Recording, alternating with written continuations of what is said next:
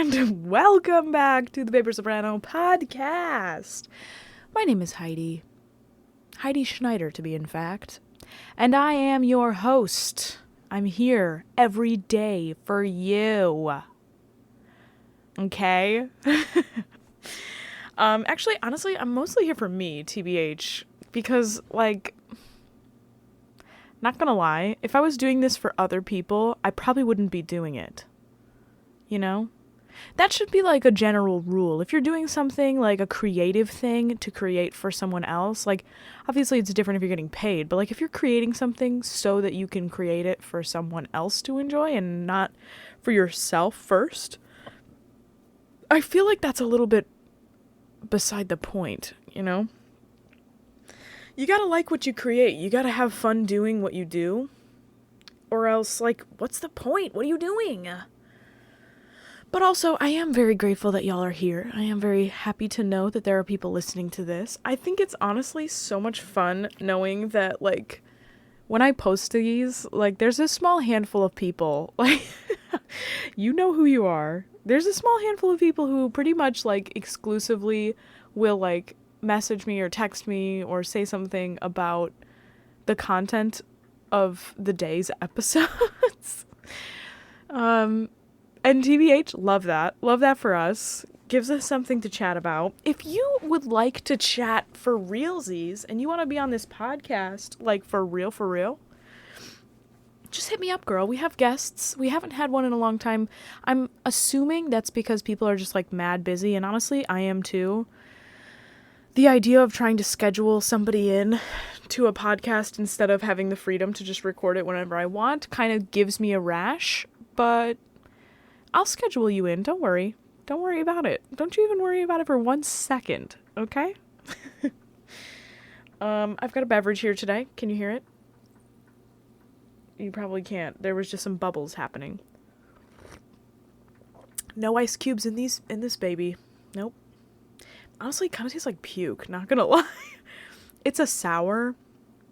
Yeah, I don't know. It's a Dogfish Head Sea Quench Ale Session Sour.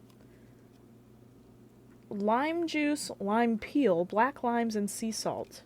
Yeah, kinda just tastes like puke. Not sure why. Not sure why. I like sours. I added a lime to this. And also a piece of ginger because I just wanted to cover up that weird... It's like an aftertaste, honestly. It's just the sour part. Like, the first sip is good. But then when you, like, breathe out of your nose for a couple seconds after that sip, you're like, what the heck is that taste? And it's kind of like puke. It kind of tastes like actual bile. So, can't tell if I like it yet. I'm a little torn. But anyway, so I just went to Whole Foods and it was a little bit stressful because there was a lot of freaking people there and I just needed a couple of things.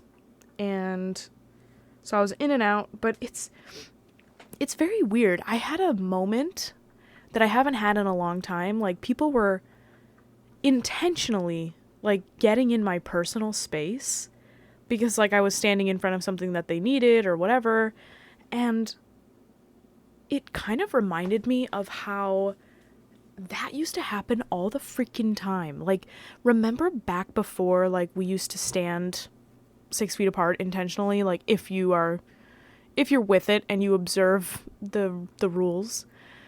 Remember before we used to observe the rules? Like, people would just be all up in your space. And it was very strange. That was happening to me today. And I was literally like, excuse you? Like, I was standing in line also. And, like, it was just so crazy. Like, they have those things on the floor for a freaking reason. Like, there were these people behind me. And it was, like, kind of like a group of people my age. So I was a little bit annoyed and wanted to just be like, hey, guys, could you just, like, back up a little bit? Like, I don't mean to be that person. But, like, also, I'm trying to, like, be that person a little bit, you know, like, we're all taking a risk by going to the grocery store, and, like, y'all are just making it harder for everyone. And honestly, there was like five people in that one group that was standing behind me. And I'm like, really? Do all 5 of you need to be in here right now? Like 5 young people. Like, is that the way? Is that the way? I'm pretty sure that's not the way. Anyway, so now, here's what I wanted to chat with you guys about today. It is Valentine's Day weekend, girl, and if you are like me, you are single and chillin' on this Valentine's Day weekend, and I want to talk about that for a second. So, if you have a significant other and you're living it up on Valentine's Day weekend, that's perf, that's great. Happy for you, TBH, like not even lying or being facetious, like I really am.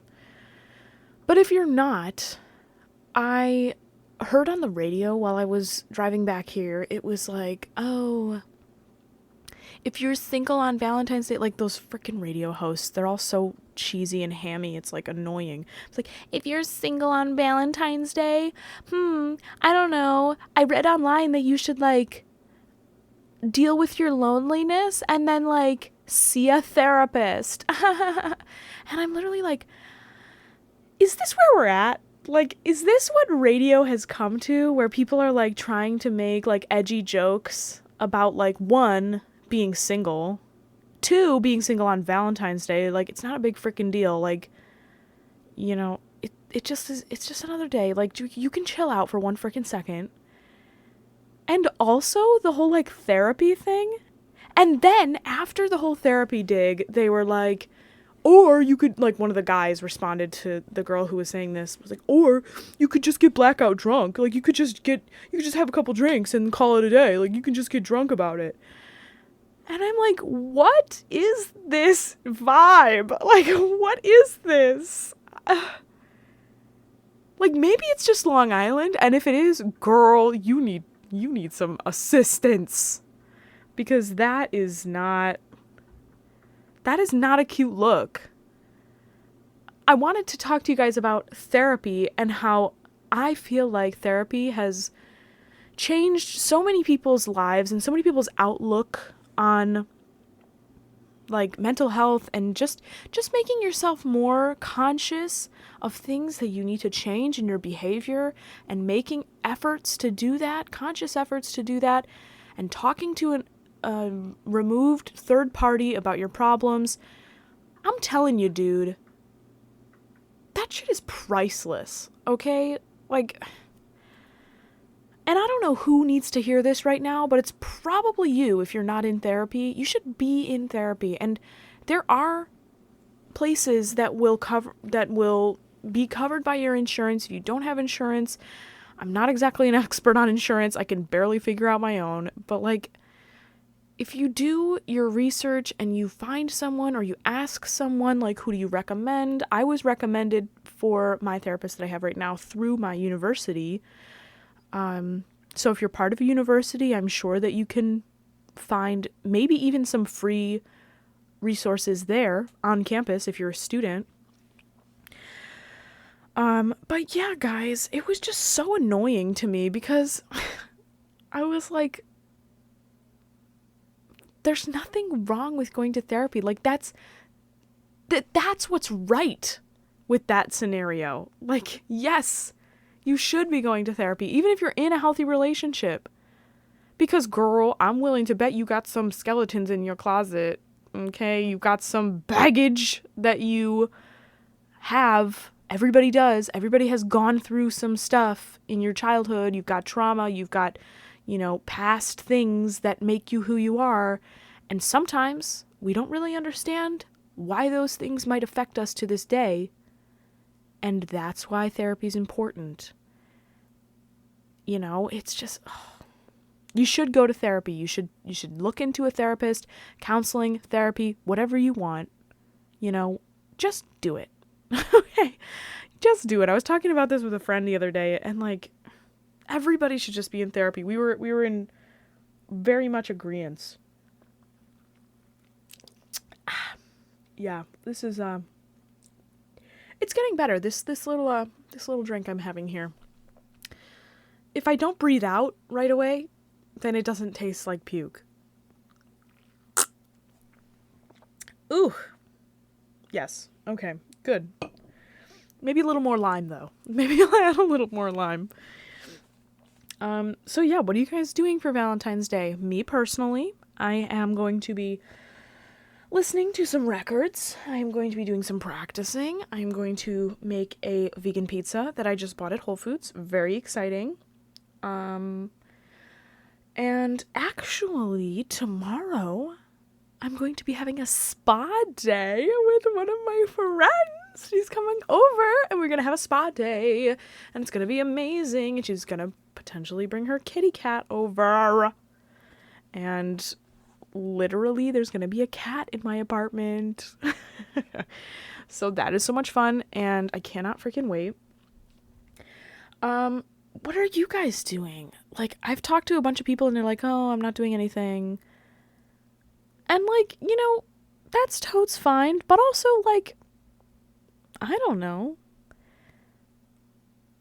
Bake a cake or something. Make brownies. Watch a movie. Do something and call it, like, a celebration. Because, like, I feel like we all need some kind of break. Some kind of, like, a thing to break it up. Like, we had Christmas, and we had Thanksgiving, and we've had, like, Halloween and stuff, but January, February, March, like all of these like early year months where it's like super snowy and sad and just kind of like we're all getting back into the swing of things. We just need something to break it up. Especially me right now, honestly, because there's no spring break in sight for me. Stony Brook has like abolished the spring break for this semester because they don't want people like going away for spring break, which is fine. I get it. But yeah, so I'm looking for some celebration just within my daily routine here, and that's what we're gonna do, okay? All right, let's read some minute sketch here. Let's do our daily minute sketch. If you're new to the podcast, welcome. And if you're not, you will know that we do a minute sketch. This is a segment on our podcast here. We do a reading from this old book that I got from someone. I don't know, the spine is literally ripping in half. It's the crispiest book. Smells like mothballs like you wouldn't believe. And it's by these two ladies, Helen and Eva. And it's like from the early 1900s. So you never know what you're going to find in a source like this. All right, so yesterday we had César Franck, and today we have, Camille Saint-Saens. I never know how to pronounce his freaking name. Saint-Saens? saint-saens. It's spelled SAINT-SAE with an umlaut on the top of it, NS. So Saint-Saens, if you want to get literal. Okay, so here we go. I'm just going to say saint-saens. Saint-saens? I don't really know. I'm going to have to read his name a bunch of times in this, obviously, so bear with me. This minute sketch is subtitled with the, quote, Complete Frenchman. That's his subtitle. Born 1835, died 1921. In his memoirs, Saint-Saens relates how, as a child of 2, he took keen musical delight in such homely sounds as the crescendo of the singing tea kettle, the creaking of a door, or the chiming clock. So it did not surprise his mother, an artist, that, thanks to the intelligent teaching of a great aunt, he became a child prodigy who gave his first public piano recital at 6.5 and continued to give recitals until he was over 80 years old. When she was criticized for allowing his baby fingers to attempt a Beethoven sonata and was asked, "What music will he play when he's 20?" she replied with a calm certainty, "He will play his own." Her prophecy was verified. The delicate baby born in Paris on October 9th, 1835, lived to become not only a brilliant virtuoso pianist, but a composer of tremendous versatility and an influential critic. He failed of the Prix de Rome when he was graduated from the Conservatoire, Berlioz, who later called him, quote, one of the greatest composers of our epoch, end quote, voting against him with the statement, quote, he knows everything, but he lacks inexperience, end quote. He lacks inexperience. Okay. Despite that singular failure, his education was completely rounded, and he illustrated nobly his own contention that, quote, the understanding for the appreciation of beautiful harmonic successions is only possible to a public moving on a pinnacle of culture, end quote. Symphonies and symphonic poems, chamber music, songs, concertos, oratorios, operas, transcriptions bore witness to the complex abilities of this composer, whose works were both classical and romantic, and who also wrote program music. His symphonic poems, Le Rouet d'Omphale, Fantaion, Danse Macabre, and La Jeunesse d'Hercule, became at once extremely popular. One of the first Frenchmen to grasp the thunderous meanings of Wagner, he won that gentleman's difficult praise for his opera Samson et Delilah, wherein he practiced the Wagnerian principles of powerful themes and rich orchestration. Taxed by the critics of his own day, in the same breath, with the lack of originality and too daring innovations, he is today considered somewhat old-fashioned. Quote, a paler repetition of a pale Mendelssohn, end quote. Damn. In personal charm, conversational ability, in the breadth of his travels and reading, in the influence he exerted through the Société Nationale de Musique, on the musical thought of his generation, in a certain happy facility of invention, he did indeed resemble Mendelssohn. Yet he was the complete Frenchman who left, when he died in Algiers on December 16, 1921, a huge musical legacy as completely French as himself. Cool. My main takeaway from this was that he was real French, so I don't know about you guys. I like that they mentioned Wagner. I think that's really interesting. I never really connected those two, but it says that he practiced Wagnerian principles and powerful themes. I've really got to get more into Wagner, dudes. Like, just as an exercise, like, I'm never going to sing Wagner. Oh my god, I'm never going to sing Wagner. Don't get me wrong there. But I do want to get into it just to, like, understand it. If you don't know what I'm talking about, if you're not, like, into classical music at all, or romantic era music, blah, blah, blah, I think Wagner's kind of something that's a little bit of an exception. It's really dense, and there's a lot of controversy around it. So if that interests you, do some research on Wagner, girl. Challenge yourself. I definitely will be challenged. Ooh. This is getting a little bit better. This beverage. Which is good, because I got 3 of them, so. Alright, you guys. I hope you have a wonderful Valentine's Day Eve.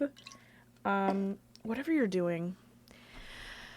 I'm debating whether I should finish my laundry first, or practice first, or listen to music first. I don't, maybe I'll do all of them at the same time and just overload my brain.